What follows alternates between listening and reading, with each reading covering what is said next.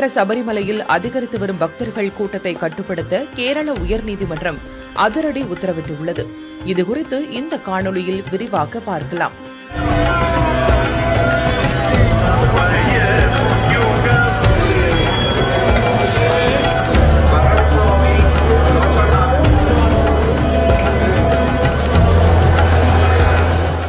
பிரசித்தி பெற்ற சபரிமலையில் இந்த ஆண்டு மண்டல மற்றும் மகரவிளக்கு பூஜை காலத்தில் தினசரி வர்ச்சுவல் கியூ ஆன்லைன் முன்பதிவு மூலம் 70,000 பேரும், ஸ்பாட் புக்கிங்கான உடனடி முன்பதிவு மூலம் 20,000 பேரும் என 90,000 பக்தர்கள் மட்டுமே தரிசனத்திற்கு கேரள உயர்நீதிமன்றம் அனுமதி வழங்கியிருக்கிறது.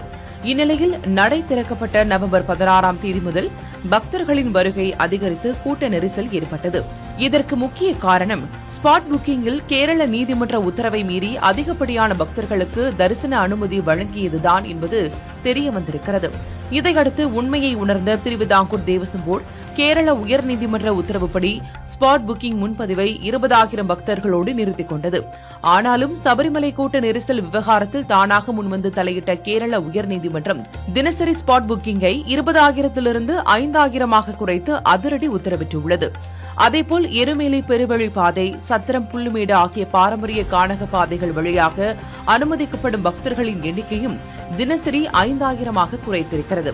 அது மட்டுமல்லாமல் சனி, ஞாயிறு வார விடுமுறை நாட்களில் பக்தர்கள் கூட்டம் அதிகரிக்கும் என்பதால் இந்த உத்தரவு வரும் திங்கட்கிழமை வரை அமலில் இருக்கும் என்றும் கேரள உயர்நீதிமன்றம் தனது உத்தரவில் தெரிவித்திருக்கிறது.